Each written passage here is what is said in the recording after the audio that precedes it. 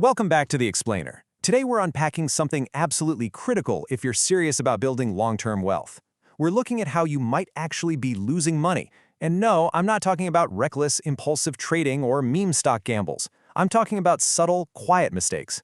These are the kinds of structural and behavioral slip-ups that fly completely under the radar, but they can literally cost you a small fortune over your investing life. So let's jump right in with a pretty direct question. Do you currently hold popular Canadian ETFs like XEQT, ZSP, or VFF? If you've got these, or really anything similar in your portfolio right now, there's a super high probability that at least one or two of the mistakes we're about to cover apply directly to you. Getting a handle on them is step one to keeping more of your own money. What's truly wild about finance is how we're conditioned to fear the loud, catastrophic market crashes, right? But the actual danger?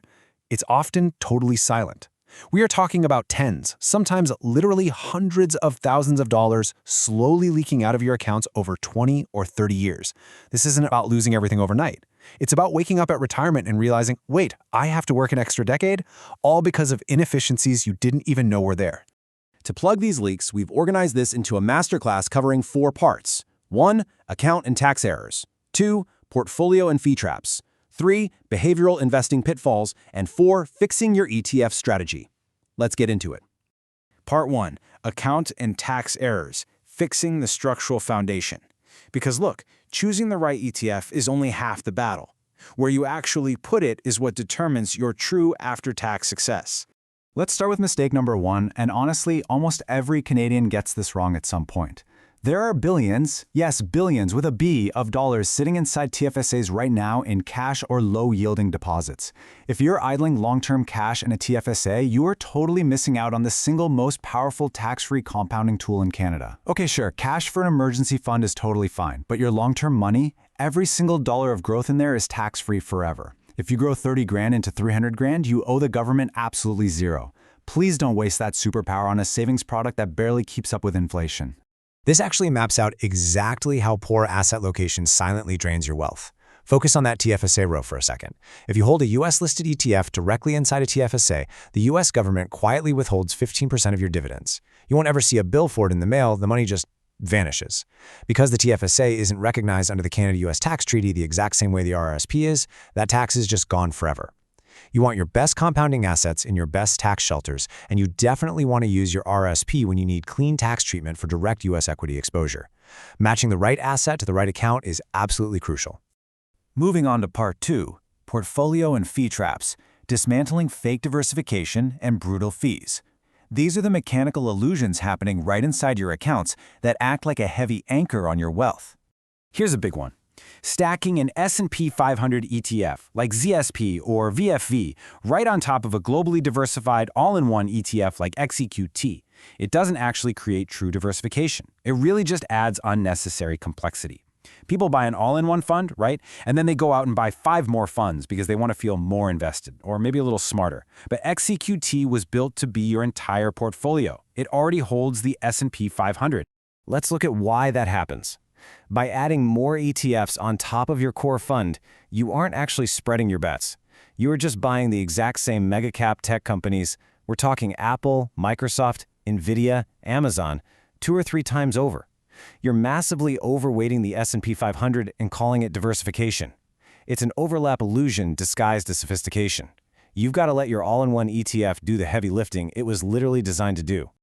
Okay, jumping to mistake number 5, dividend investing is wildly popular, and I get it. Seeing cash magically hit your account feels like incredible progress. But while those cash distributions feel super productive, if you're in the wealth building phase, meaning you're under 50 and still accumulating, this strategy can create a massive tax headwind, especially in a non-registered account. You're basically forcing yourself to pay tax on distributions every single year when you don't even need the income yet. To fix this, you have to really internalize this concept. A dividend is not free money. When an ETF pays a dividend, the share price usually drops by roughly that exact payout amount on the ex-dividend date. You didn't miraculously create new wealth out of thin air. Value just moved from the share price into cash. You need to obsess over total return. That's the actual overall growth of your capital, combining both capital appreciation and dividends, not just the yield. That's how you truly build wealth over decades. Now we arrive at one of the most brutal silent wealth drains of all. Thinking a 2% management fee is no big deal.